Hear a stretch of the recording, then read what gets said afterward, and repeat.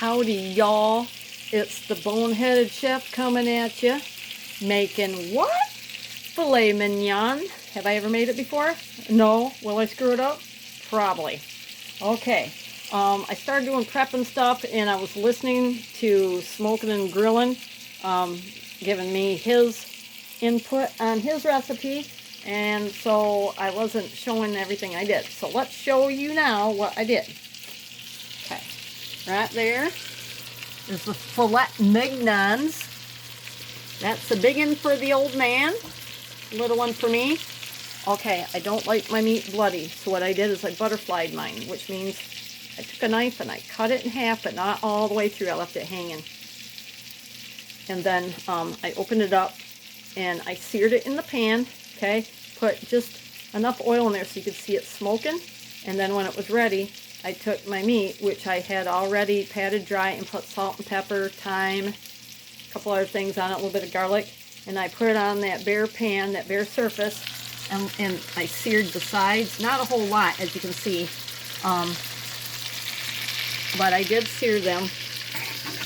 And now, to skip ahead to where I'm at now, I wrapped it in bacon. That's my own idea. That's not what they said to do, but I did it. So I have some lovely thick sliced bacon, 2 slices on the old man's, 1 on mine. And so I'm and then we put some oil in here. I did not have grapeseed oil or olive oil, so I used vegetable oil, just the cheap stuff.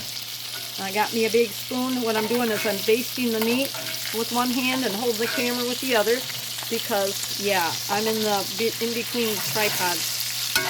So I'm basting, and anyway, you put the oil in the pan, then you put some butter in it, and then the oil keeps the butter from burning, and it's going to be golden brown, so don't freak out and think, oh, it's burning because it's brown. No, that's just the golden deliciousness of the butter.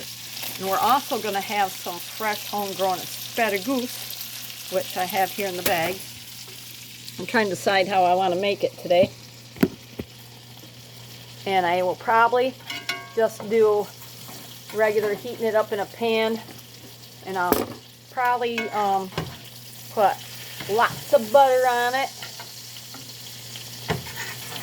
And eat it.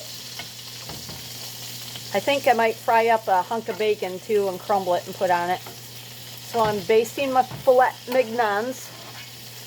I like to say it that way because it sounds stupid. Okay. Oh, yeah, when you're searing it in the pan, before you put all other stuff in there, okay, you put it in there, don't mess with it. Let it sit there and sear for a couple minutes, and then you take your tongue edge, and then you go like this. And if it sticks, it's not ready. But if it moves easily, then it's ready to flip, according to Smokin Grillin. Okay, so that's been on that side for a while. I'm going to turn it over. Getting golden brown. And then, that's a big one right there. Okay, I'm going to do some more basting.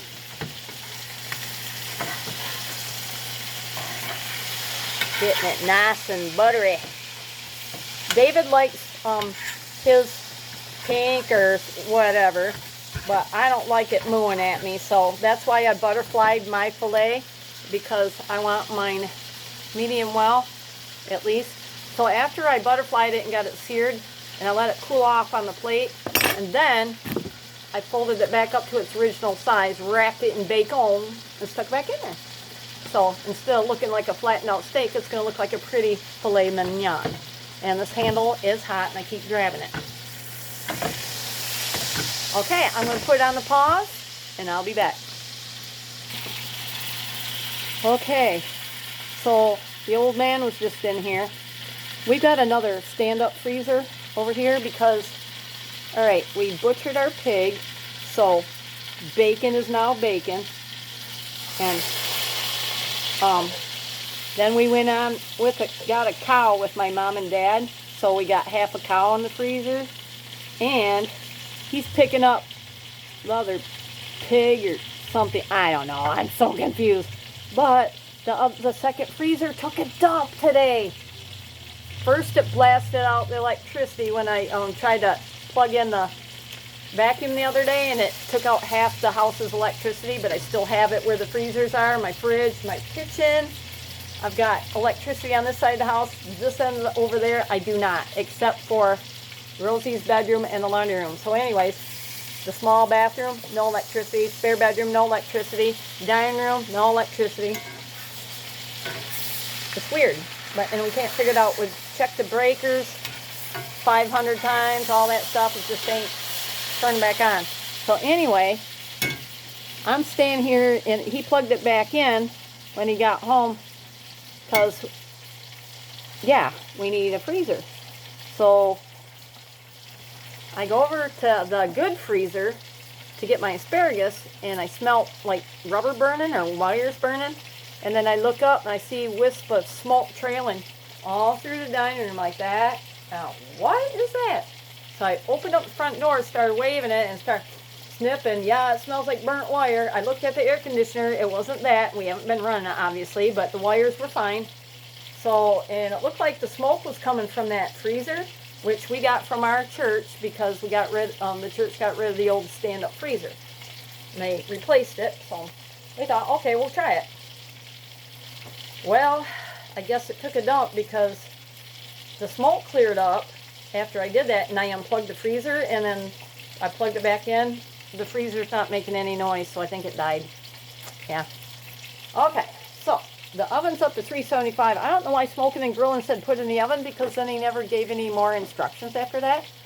So, guess what? I'm about to put it in the oven for a little bit.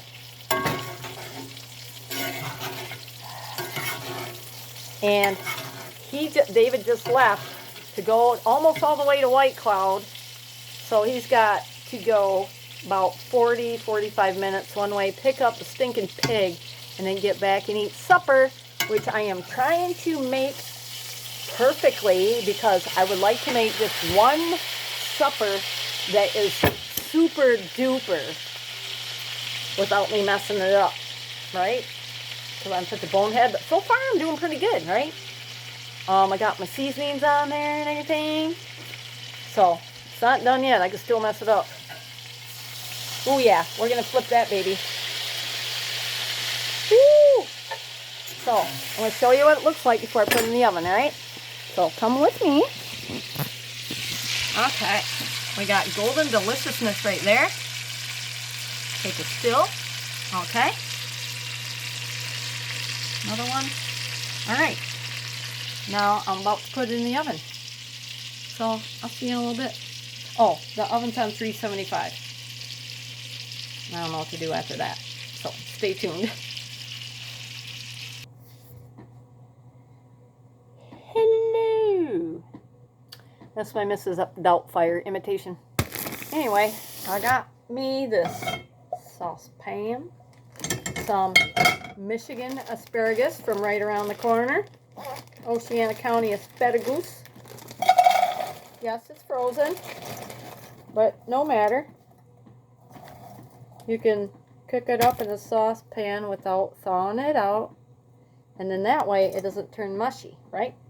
And you don't have to add a bunch of water to it because there's ice on the asparagus. So, I'm going to take my butter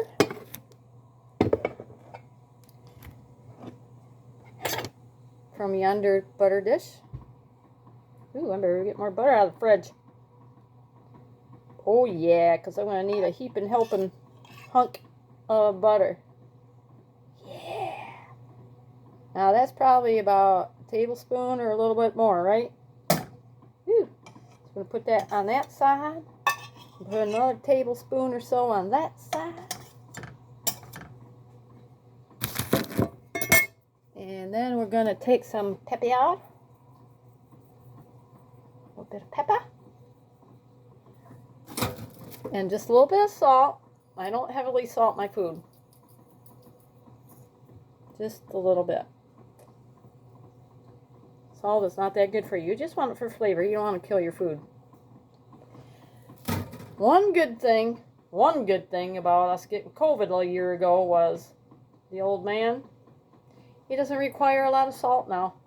before we had COVID, he would have so much salt on his food that you could see the granules in the sunlight. One day I forgot. I took a bite of his food and I about gagged and threw up. I didn't throw up, but I gagged. It was gross. Yeah, he goes, shake, shake, and that's about it. And it's weird because he doesn't want corn anymore. He'll eat corn on the cob, but canned corn, he doesn't really want it.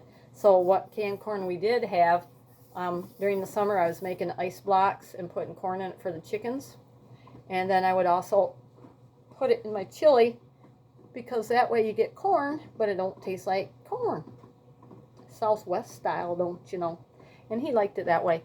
But the weird thing is, neither one of us wanted toast for almost a whole year.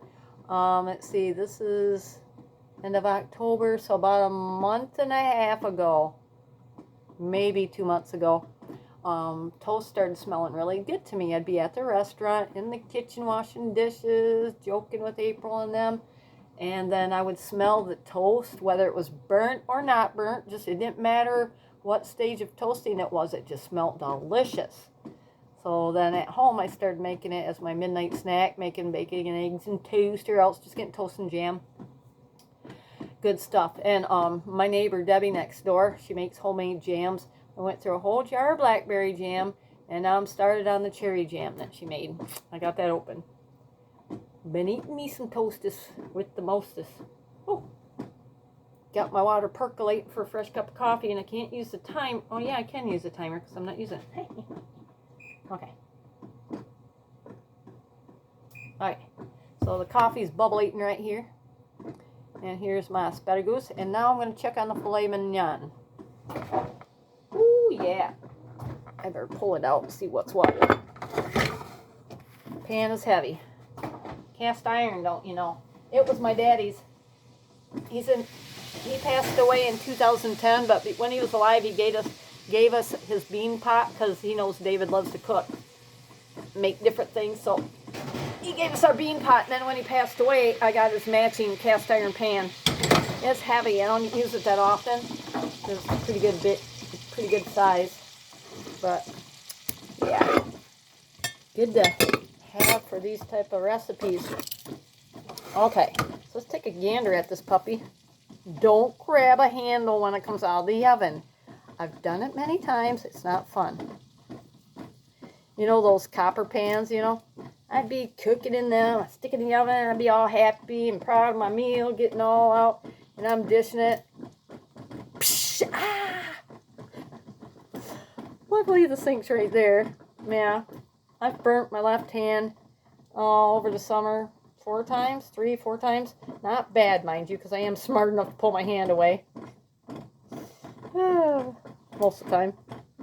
Alright, so I'm just going to give this a good dousing in the oil and butter here. Just both sides, and then I'll give you a gander. Ooh, the bacon's coming off. Alright, looks good though. Wah! The boneheaded stuff's kicking in now.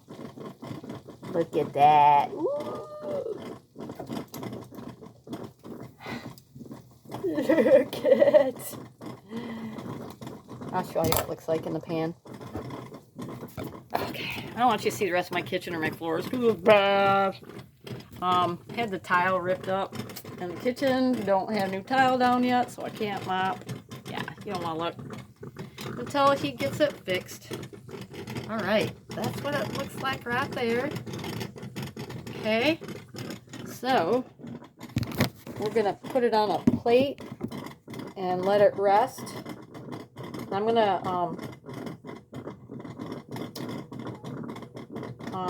cut into mine. Actually, yeah, I don't know. Anyway, hang on. Let me go get a plate. I said plate, I meant cutting board. Yeah, kind of hard to cut meat on a plate. I've done it, but it ain't fun. Okay, we're going to get rid of that greasy pile. Get rid of that. Don't know why it was there.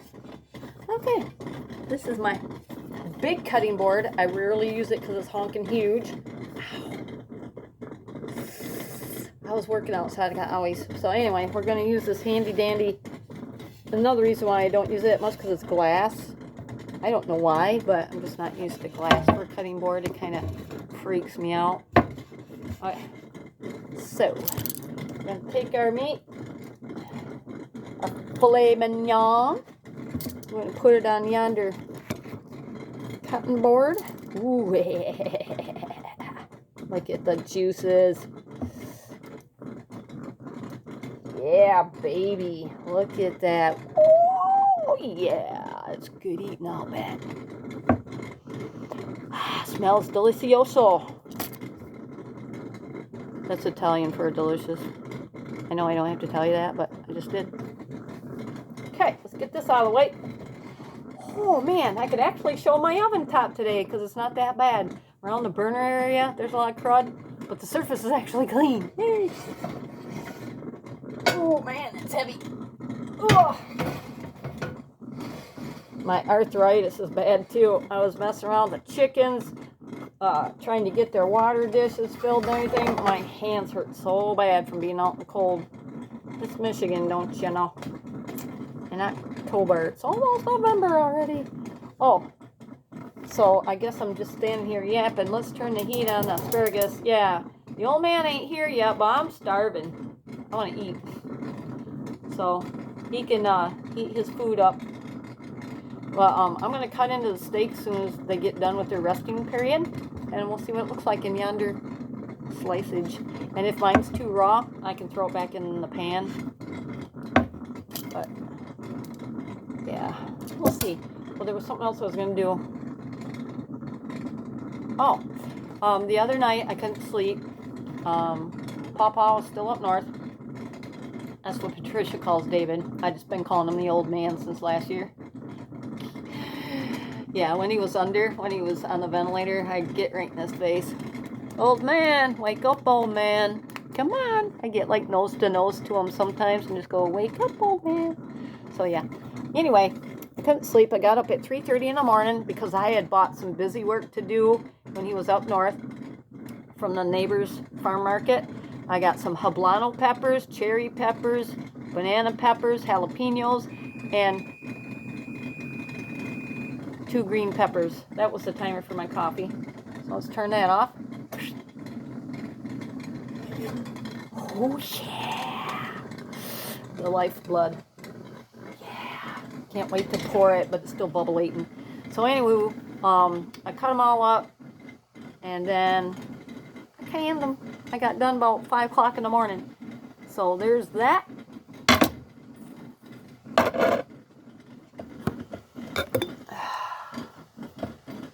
That's what I did the other night. I didn't have any garlic cloves to put in it this time, but it's still going to be good. Oh, and the other night I was out to my campfire, and I decided, oh, I think it's going to rain pretty soon. So by the light of the campfire in the dark, I planted 3 rows of garlic scapes. And I got a little bit more. So this weekend, I'm going to plant some more. Either tomorrow or whenever. And then I ran out of room in the... I didn't know how hot habanero peppers are because I never bought them before, but they were cool. Big giant green things. So I had to try it. So this is a jar of hablanos, and then I threw in a couple of banana peppers and for color.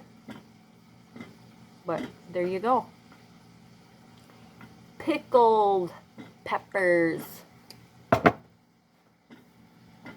The Boneheaded chef picked a peck of pickled peppers. I gotta get a spoon. I'll be right back. Slatted spoon for juiciness.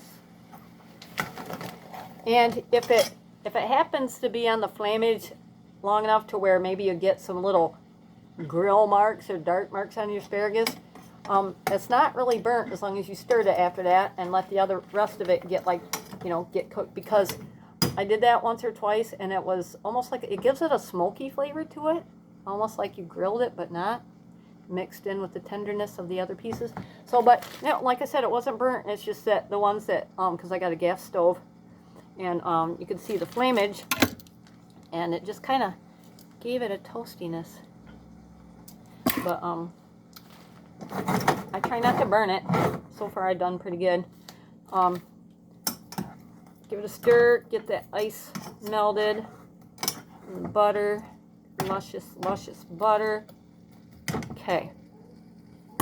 I don't leave my spoons in the pan because then the spoons get hot and then you grab it and yeah, you have to run to the sink. Okay, I got some Wright's bacon. Yeah, baby. This one's Applewood, thick cut bacon, Wright's. They have different types. They have the Applewood, and they have the other kind too. We like the Wright's bacon because it's thick, and a lot of stores are expensive with bacon. But if you go like to the Amish stores, a lot of time you can get stuff like that cheaper. And then Daily Deals, we have one in Muskegon, but I guess it's a chain, like a grocery chain. And when their bacon is like 28 bucks a case or something like that, we'll get a case of it and chuck it in yonder freezer. Sometimes they're in individual pound packages, and sometimes it's just a case of bacon that they put in there, and then we have to divide it up, put it in Ziploc bags. But my brother Ron turned us onto that, Wally's Place 66. That's his channel, Wally's Place 66. WALLYSPLACE 66, because he was born after me. He was born in 66. I came in 64. Okay, so anyway, Wright's bacon. I'm going to fry up a hunk or two and put in yonder asparagus pan when it's done, because I want it to get soggy. I want it to be crispy. So for right now, I'm just going to throw it right there. Oof. But yeah, good deal on the bacon. Oh, and then April, she has a restaurant, so her supplier a lot of times will charge her over $100 for a case of bacon. So when the price goes up like that, and the price is good, Daily Deals, we shop for her too. A lot of times she'll get the, the hamburger, the logs of raw burger or sausage. We'll get that for her. Sometimes I have cases of ketchup, super cheap, or cases of bacon. So we shop for her and we shop for us. So this has been sitting here resting. That's why I've been flapping. And we're going to take the toothpicks out and we're going to check my fillet first. It's not the knife I want to use, but I'll use it. I'm going to take the bacon off to show you what I did. Butterflied it. So mine's going to be pretty well done compared to his. So, and then I put it back together. I'm out of rubber gloves, but anyway.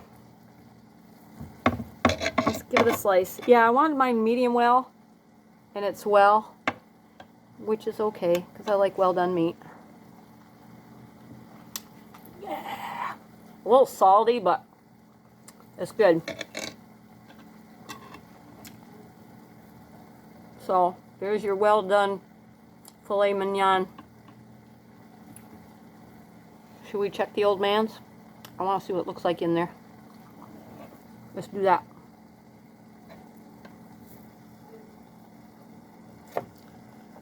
Ah, juicy. All right. Cut into this and see.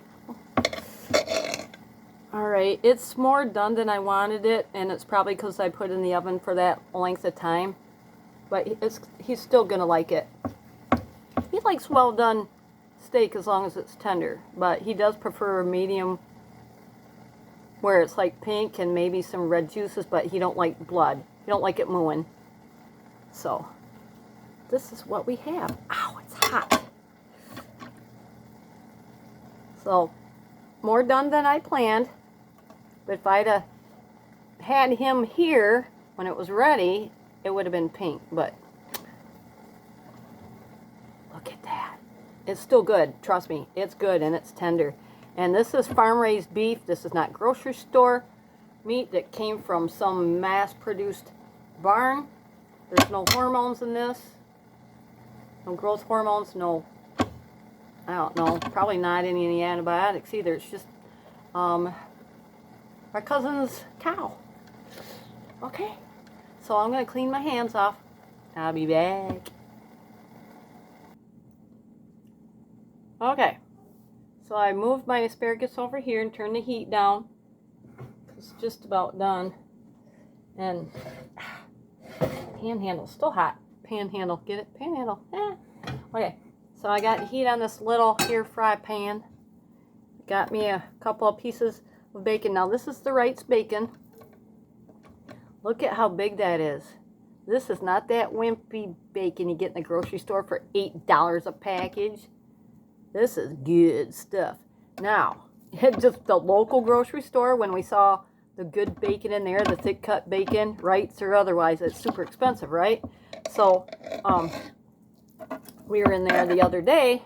I don't remember what the brand was, but for a pound of thick, high quality bacon, get ready, it was like $32. I kid you not, for a package of bacon. We got a whole case for that price or less. A whole case. And look at it! It's good bacon! For that. I'm kidding. I am not Lady Gaga, Mr. Gaga. I ain't gonna wear a meat suit. But anyway, I'm just going to... Yeah, this is not the right knife for cutting bacon. This is not my bacon knife. So, I'm not going to mess with it. I'm just going to throw it in. I'll crumble it when it's done.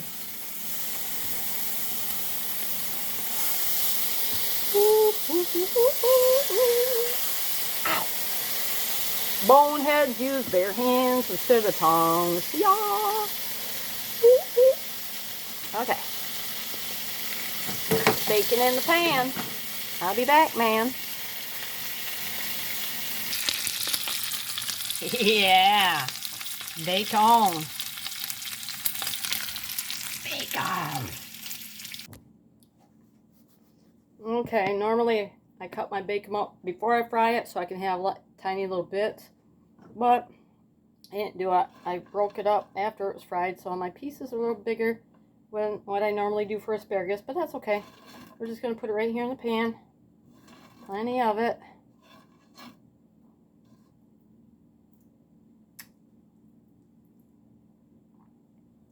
Wipe it. Okay. Alright, give it a little stir. Lots of butter in there.